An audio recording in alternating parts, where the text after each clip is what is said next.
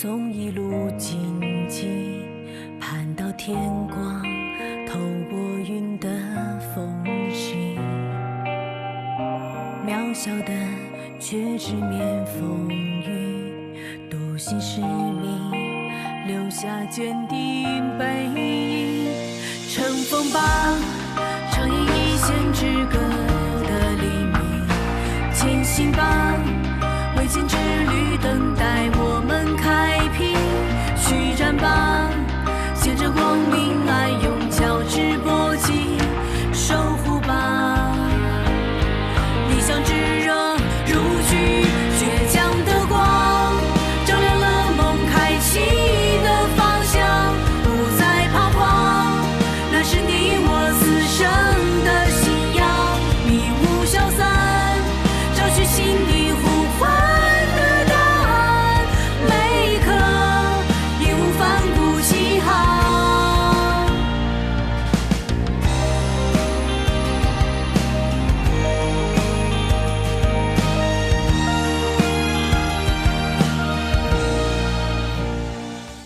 买门票就同城，随订随玩闪入园。同城旅行邀您收看高光时刻。瞒天过河，过的就是他跳的那条清水河。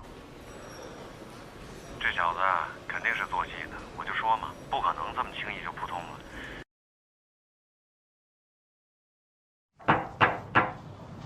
进来。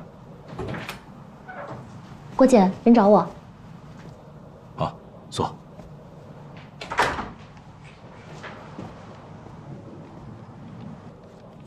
你坐，你坐。施小虎母亲提出的这个申诉的案子，院里还是决定举行一场检察听证会，把当事双方约到一块儿详聊一次，能调解尽量调解。毕竟啊，这法院的判决有法可依，适用法律和程序都没有任何问题啊。特别是涉及到贿权的事情，院里非常重视。这个关系到咱们检察机关如何为民营企业的发展提供保护，如何为市里的产业化进程保驾护航。我考虑还是由你主办出席这个检察听证会，毕竟詹梅那边呢也有比较强烈的意愿，但是你要有心理准备，根据规定，你可能需要回避。郭姐，其实就算你不提出，我也会提出回避，毕竟这是秩序和纪律问题。但我觉得我还是得先表个态。施小胡的母亲她提交的材料和判决书，还有所有的证据，我都已经认真的查阅审核过了。我也去过詹梅家进行过走访。我个人认为这是个非常典型的案例。想要化解双方争议的焦点，调解，我觉得的确是有点难度的。但我还是希望能够通过这次机会，取回施小虎的游戏账号。至于账号当中是否存在可能游戏侵权的证据，那就下一步再说。李一堂，他是贿权的人，我代表的是检察机关，在这件事情上，如果组织最终决定让我回避，我会完全服从于组织的安排。好，那你就赶紧召集各方啊，争取能双方达成谅解，化解社会矛盾。好。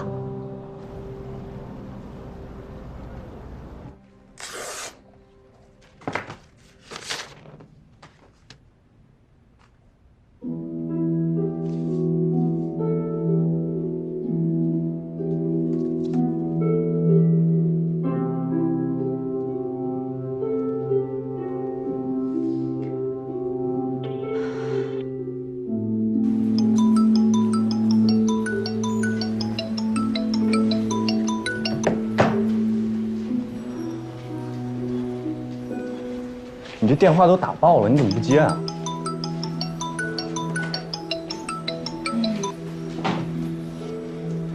催婚的还催债的？催命的，李一堂。您好，您拨打的号码暂时无人接听，请稍后再拨。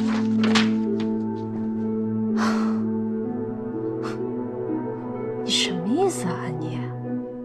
嗨，你也别太敏感了，兴许人家只是找你闺蜜聚餐呢，对吧？就算是再亲密的闺蜜，还是公私分明的好。等这案子完结了，我再找她去。真不至于。那人家李大美女不就是参加个检察听证会吗？你也不至于立刻回避吧？对吧，王主任？你瞧我这记性，我都忘了王主任请假这事儿。哎，王主任请假几天啊？他那个非法交易的案子不就后天就开庭了吗？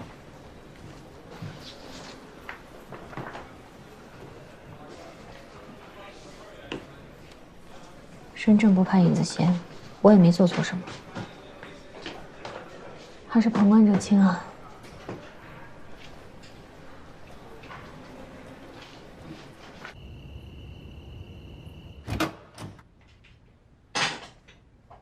老公，老公，你回来啦！啊，我回来了。你要不要吃一口啊？我给你热一下剩菜。吃了，不用了。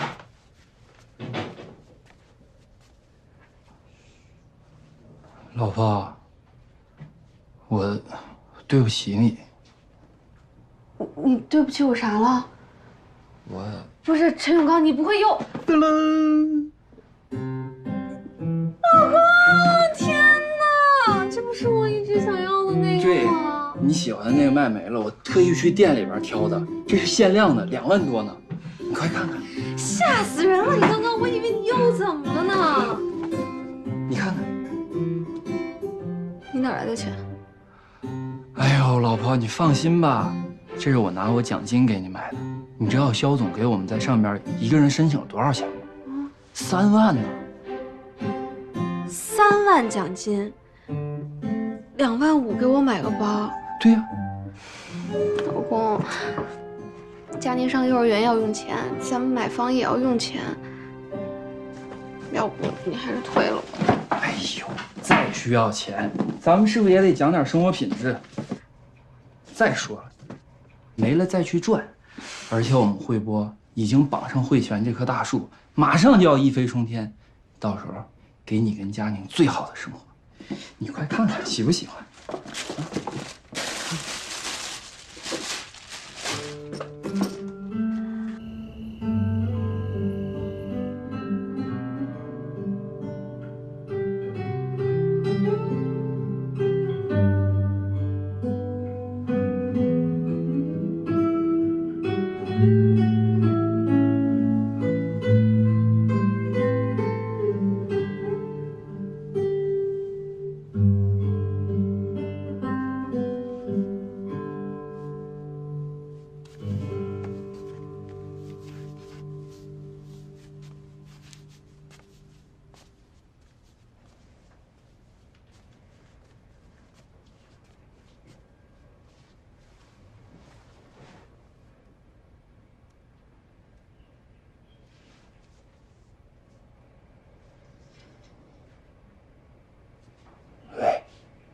还想再来一辆吧？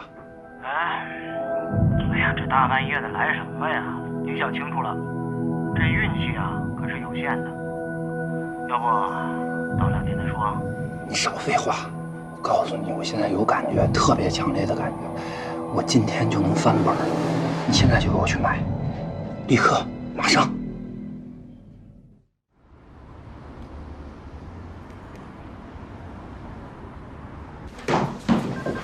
这是你要的资料。谢谢啊，雪儿，跟我去趟看守所，法院那边来消息了，3天后开庭。不是，全案证据都够零口供定案了，咱有啥必要跑那么远去提审啊？他爱说不说呗。话虽是这么说，但如果拿不到被告人的口供，公诉案件并不算完美。行吧，什么战术？攻心术。一方面还原作案动机，找到其债务问题可能牵扯到的网络赌博以及套路贷犯罪的线索；另一方面，要讲清认罪认罚从宽制度，告知其如果有立功的表现，可以减轻处罚。这朱鑫表面上过得有模有样的，虚假繁荣啊，这是。他这债务有问题，我觉着他这杀妻肯定跟他债务有关系，但到底什么原因，我还没弄明白。证明被告人有罪的关键点是杀人故意，但是到底是何种原因，其实并不是我们需要去证明的重点。但是要基于还原事实真相的角度，我们必须得把问题的根源给弄清楚。今天就要把他杀妻的核心动机弄得明明白白，拿到关键的口供。走，路上说，你开车。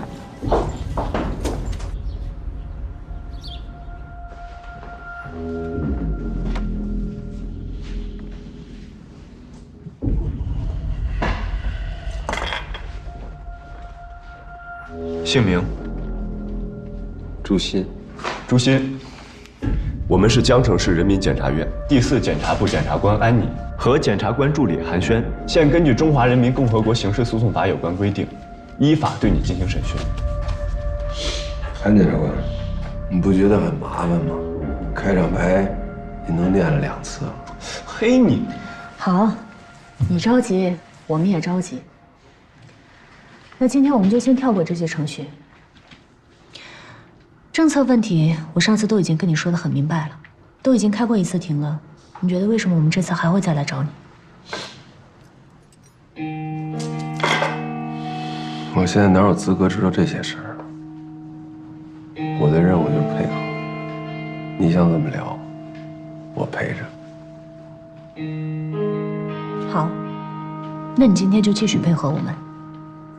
我明确地告诉你，如果今天你认了，那我们都好说；如果不认，那我就在法庭上让你认。我们现在已经完全掌握了你所有的犯罪证据、完整的犯罪逻辑和犯罪核心的动机。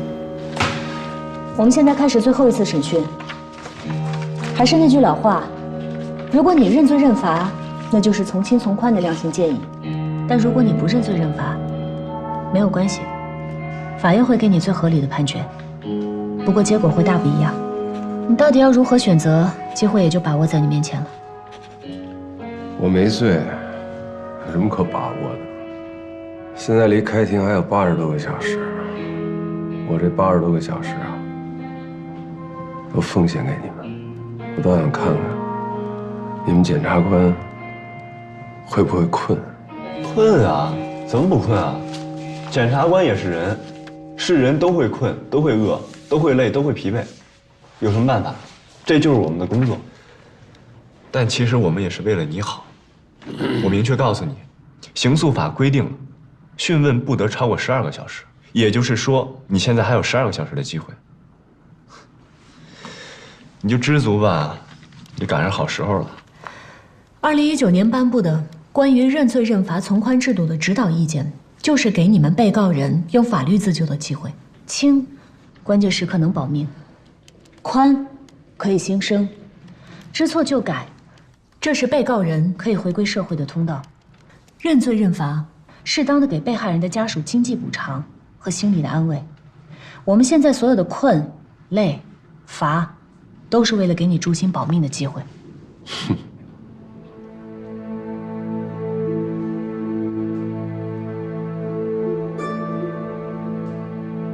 你保我的命，你是公诉人，起诉我的，是判我死刑的。你现在说你要保我的命，不矛盾吗？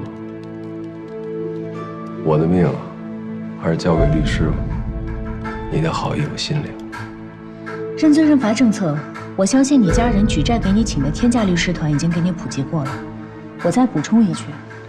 关于那些情节特别恶劣、手段特别残忍、故意致人死亡的案件，完全可以处以死刑。朱鑫，不用我明确的告诉你，你应该也知道你的结局是什么。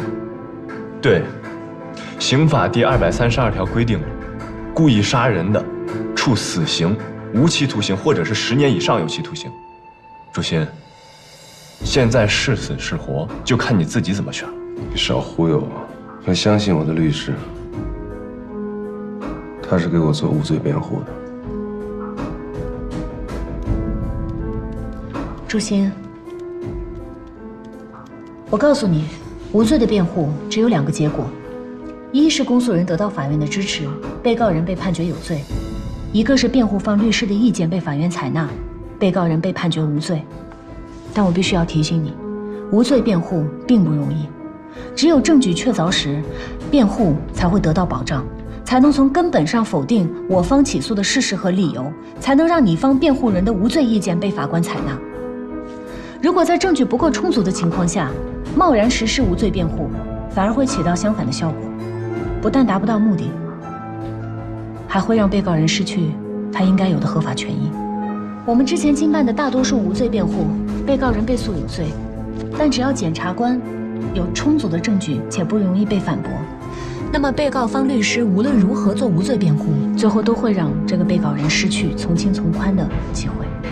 朱鑫，如果罪行确凿，被告人还一味辩解，肯定会加重处罚。如果你自愿如实供述自己的犯罪，对检方控诉的犯罪事实并没有任何异议，同意检察机关的量刑意见，并签署认罪认罚具结书，那么完全可以依法从宽处理。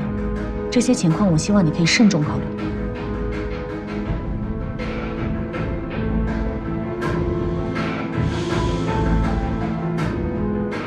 我欠了钱。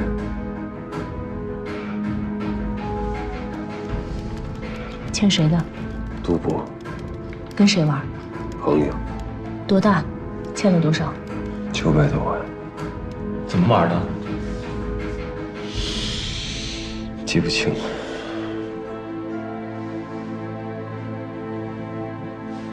朱鑫，今天我们都已经把话聊到这儿了，如果你再藏着掖着，也不合适吧？其实你这个人，看着是有心眼儿，但是我越来越觉得你很单纯。就从你刚才说的赌局那一点开始，你有没有想过，为什么你越往后越赢不了，欠的钱越来越多？你不觉得奇怪吗？而且你那个庄家，他怎么就愿意给你这种欠钱不还、负债累累的人，还继续跟你一起玩啊？你就没想过自己是被人设计的吗？朱鑫，之前呢，我们也对你做过走访调查，你这个人不坏，就是有点怕老婆，隐忍地压抑着自己。如果不是因为自己真的被逼上了绝境，你也干不出杀自己老婆的事儿。一日夫妻百日恩，更何况你们还是那么恩爱的老夫老妻。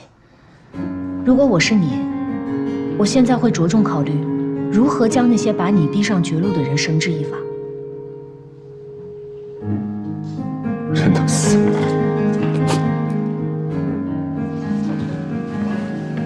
那你想想，从这个层面上，到底是你杀了你的老婆，还是别人杀了你的老婆？又或者是别人借着你的手杀了你的老婆？难道你还想继续保护他们吗？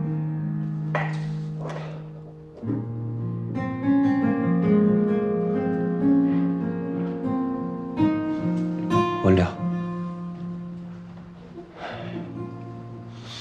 这帮杂碎，一个也都别想好过。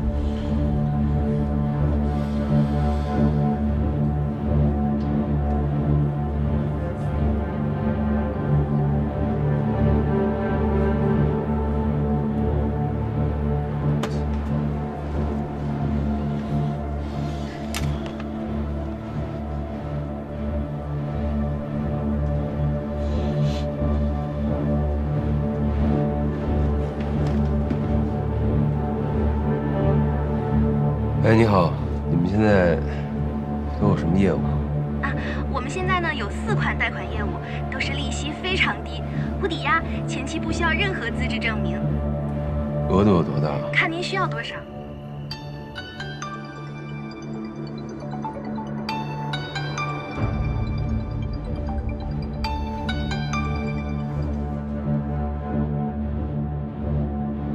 今天是公司的总结大会，总结大会的话就是关于讨论一下各个部门的一些。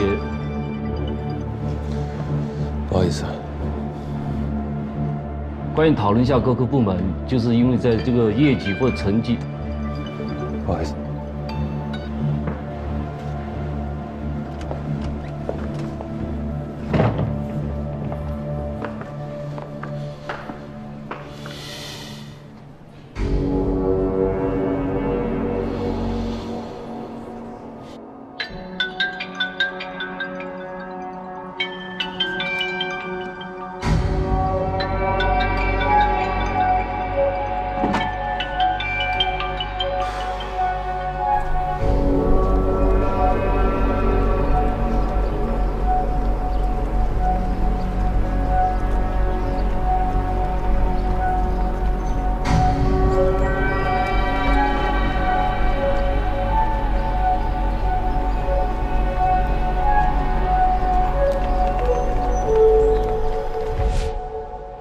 我就是这么沦陷的。那你现在还存着记录吗？都是群主拉群注销，都是他们操作的，每天都换。我以前那个手机丢了，好多信息也找不到了。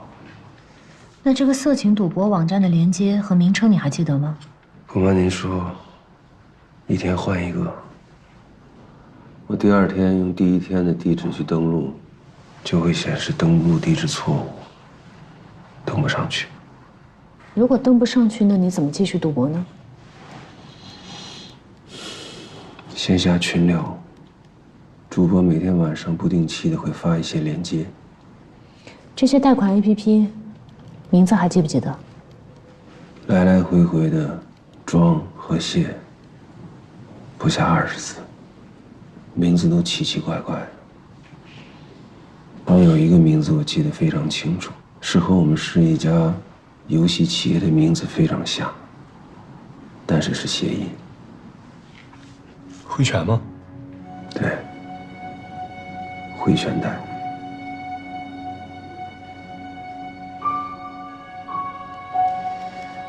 朱鑫，你的认罪认罚态度和行为，我们会写进认罪认罚拒绝书里。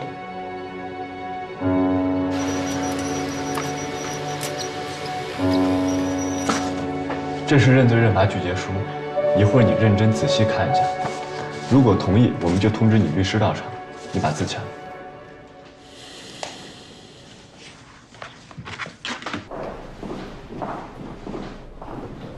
你说这个诛心是悔的成分多一些，还是恨的成分多一些？都有吧，越悔越恨，越恨越悔。像他这样的人有很多，一念之间万劫不复。也就是说，幕后那些操纵者，就是摸准了诛心身上人性的弱点，一步一步把他拖下水的。人类有几千年的文明史，但是贪婪的本性还是没有发生改变。你看，像现在虽然技术进步了，手段也更多了，但是人类贪婪这一点还是会让犯罪分子利用到。不然，你看你像你电脑前面那个人到底是男是女，是多大年纪，你什么都不知道。只要有贪婪，犯罪就不会消失。那他这还真是够贪的。哎，姐，你说这300-500块钱就能让人这么上瘾？你多少钱工资啊？苍蝇再小也是肉，更何况一本万利不劳而获呢？也是。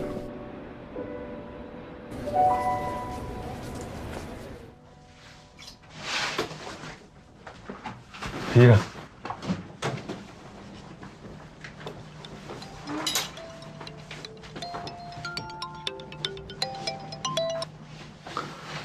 喂。哎，我提醒你一下，明天别迟到啊。放心吧，保证完成任务。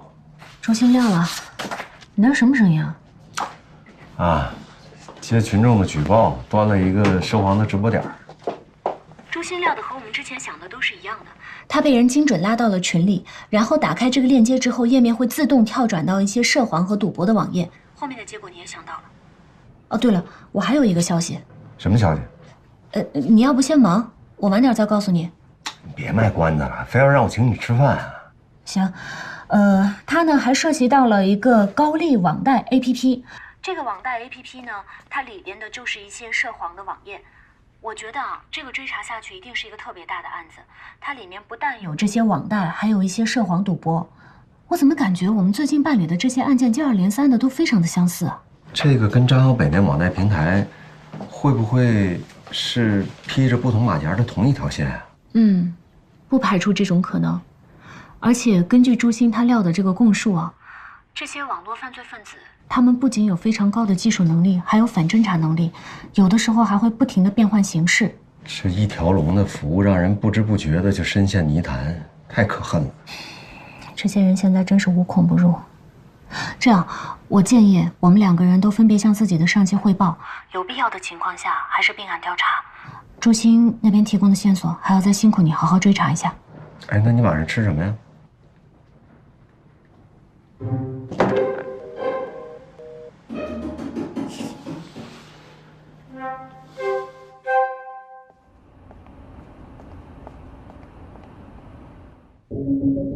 请证人退庭。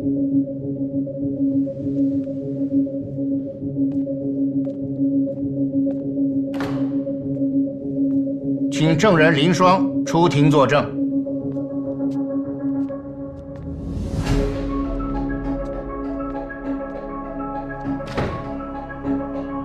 林双，庭前告知你的如实作证义务，以及作伪证的法律后果都听清了吗？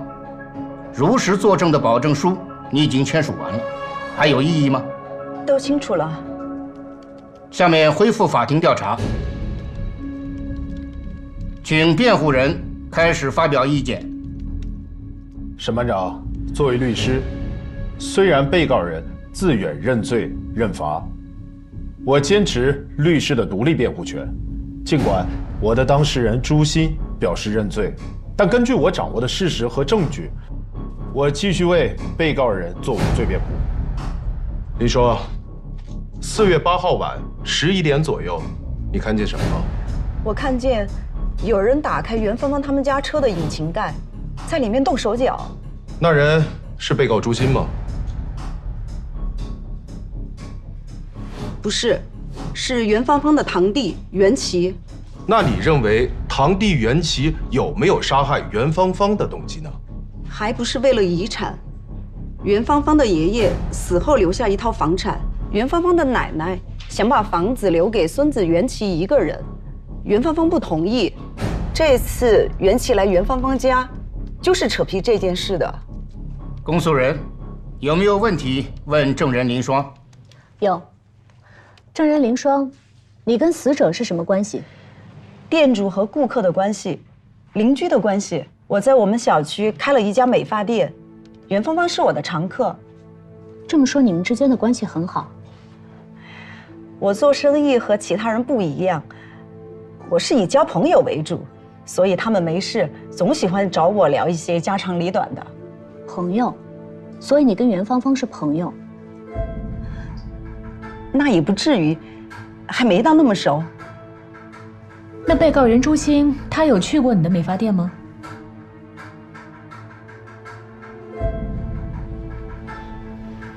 检察官，我知道你想说什么，我们是正经美发店。林双，请直接回答我的问题。没有，朱鑫本人一次也没来消费过。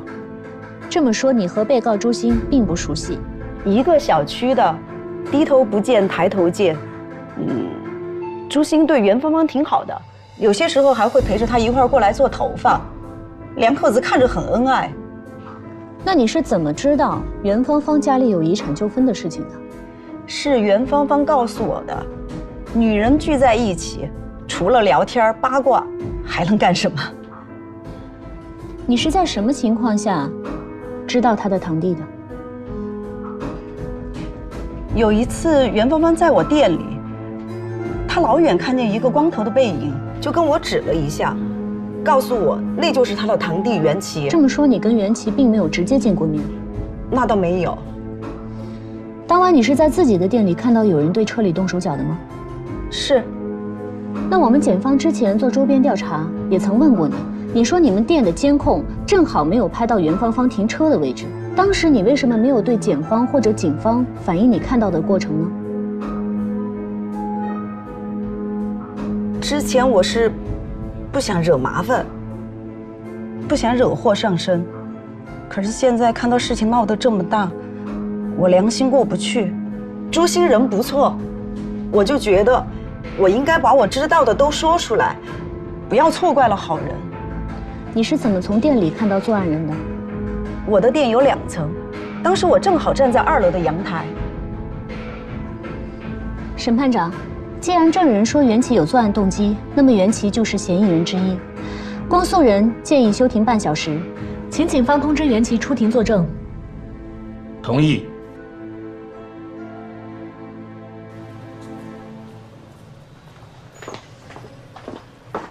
怎么样了？我刚才在各个社交媒体上搜了一下，这些都是林双4月8日晚上在网上发布的内容。你把他事发前后半年所有在社交网络上发布的照片还有文字都下载下来，全都有用，快点啊！好。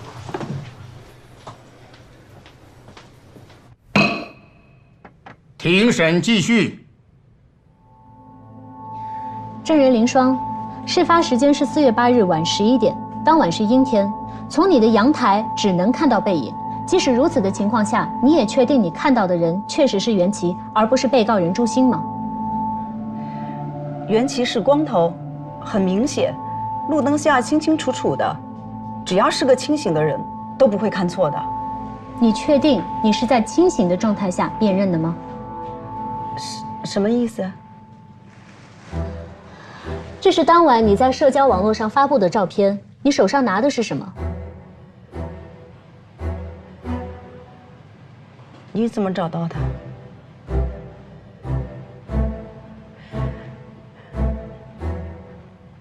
是酒。多少度的酒？是鸡尾酒，度数不高，反正我是清醒的。那这张1个月前的照片呢？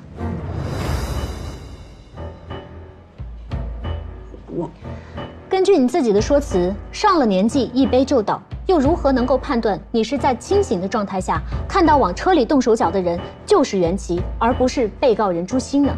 毕竟鸡尾酒也是有度数的酒。袁琦是一个光头，还穿着阿森纳的球服，那是我最喜欢的足球队，所以我不会看错的。阿森纳的球衣，不会觉得太明显吗？如果真的是袁琦，那他为什么会穿着你那么喜欢的球衣，又专程跑到你面前给刹车线做手脚呢？不是，检察官，我又不是他，他怎么想的，我怎么知道呢？证人林双，你看这照片上的人是袁琦吗？是他。是袁琦？是他。你确定是他？确定。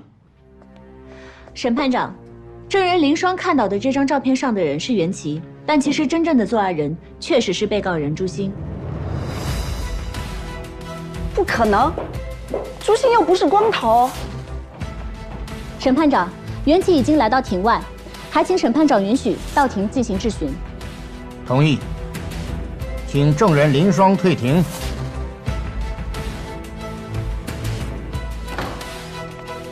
证人袁琦上庭。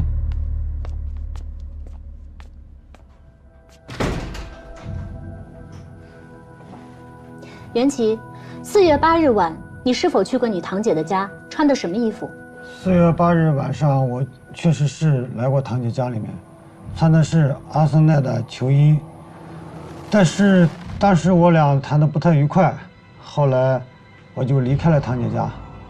但是那个衣服就忘记在堂姐家里面了。几点钟？晚上8点30分我就到家了，在小区门口有扫码和那个测体温的记录，但是没想到，当天晚上堂姐就不幸遇难了。审判长，被告人朱鑫常年佩戴假发，可能证人林双对他并不是那么的了解。审判长，我认罪。袁芳芳是我害死的，我对不起她，更对不起二老。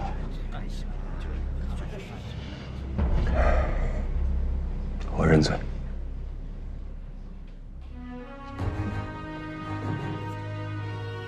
审判长、审判员，我们作为国家公诉人，自然是对侦查机关的侦查结果进行过一次次严密的、细致的审查和核对之后，才能对案件作出结论，才能向法院提起公诉。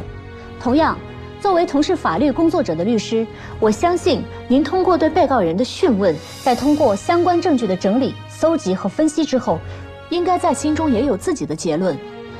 在整个案件它真相究竟是如何，您心中应该也有完整的判断。这个案子，被告人朱鑫蓄意杀害自己妻子，客观事实不容反驳。这个行为主观恶意极大，社会影响极差。被告人的律师不同意让被告人签署认罪认罚具结书，但是本次庭审，被告人如实供述犯罪事实。此外，被告人在之前的供述当中，还向办案人员提供了网络犯罪团伙的重要犯罪证据，有争取立功的表现。鉴于以上情况，公诉机关建议法庭在判决被告人之时，可以给予从轻从宽的处罚。审判长，我要说的说完了。你好，这里是110。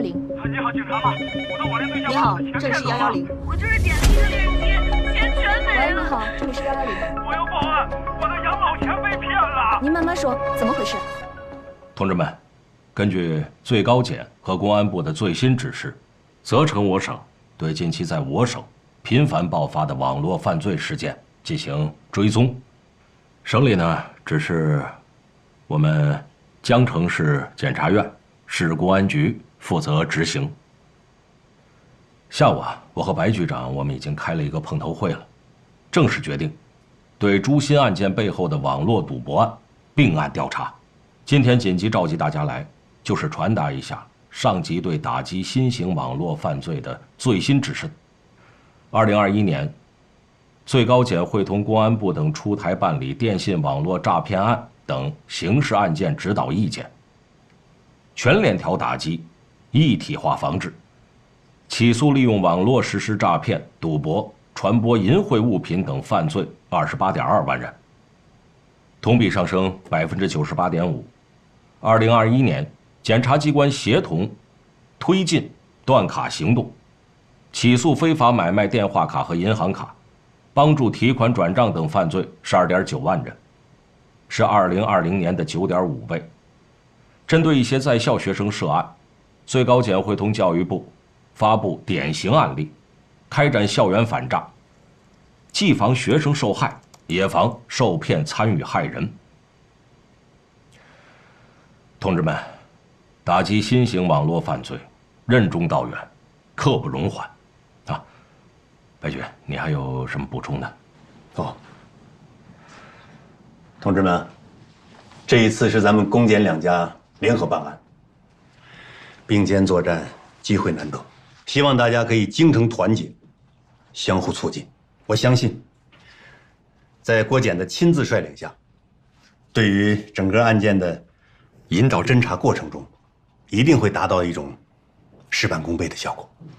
我们的目的就是让网络犯罪无所遁形，尽量去避免悲剧的发生。目前呢，最重要的还是要尽快的找到张小北。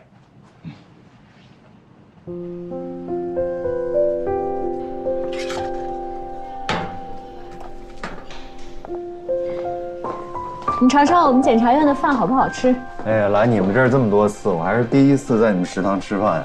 你们这儿比我们那儿宽敞多了，而且能吃上热乎的。小龙好不好吃？好吃，特别香，多吃点啊。哇，你这吃这么快？小美啊，还真是具备反侦查能力。我们复制了一张张北的手机卡，但是他的手机最近一直没开机，我怀疑啊，他应该还有一张备用卡，但是是用别人的名字办的。另外，我们用他的名字在会旋的游戏查游戏账户，没查到。那就换一个角度，看看施小虎的游戏记录当中有没有和张小北一起打过游戏的痕迹。张小北对施小虎的事情这么上心，我估计啊，他们俩之间的关系还挺近。你想想，张小北还去看过施小虎的母亲呢。以我对小北的了解啊，他俩应该没那么熟。这个，要不就是施小虎帮过张小北一个什么特别大的忙，要么就是小北亏欠小虎的。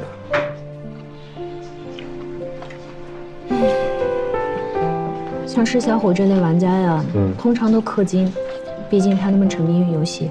但是施小虎的家庭状况也是一目了然。詹梅从来都没有提到过他网络贷款的事情，只有2种可能：一种是詹梅对于施小虎贷款的事情毫不知情；第2种呢，就是施小虎他压根就没有网络贷款过，他只是一个希望氪金但是却没能力的玩家。所以现在当务之急就是找到会旋的游戏账号。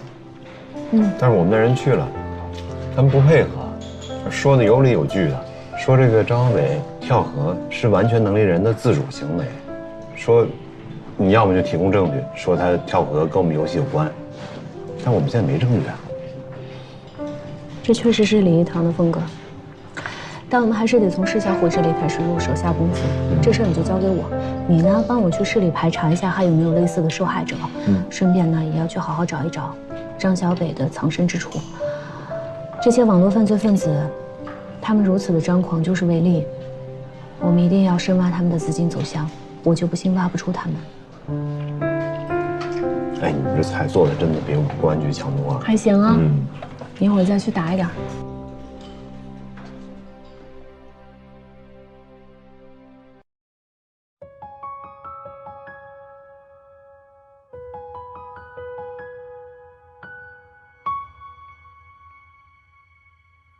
微弱的烛火，闪烁的泪光，孤独的时候，悲伤不用紧张。如果失去方向，最怕去幻想，再远也不过是远方。淡水很失落，落下都冷了，这是一段被人遗忘的时光。曾经握的双手，就算换了形状，只要剩下一个跳动热血的心脏。暴风雨很漂亮，可以自由的疯狂，也许这更像是命运乐章。总有天会晴朗，会风轻云长，成为回忆之后去欣赏。淡水很失落，落下都冷了，这是一段被人遗忘的时光。曾经握的双手，就算换了形状，只要剩下一个跳动热血的心脏。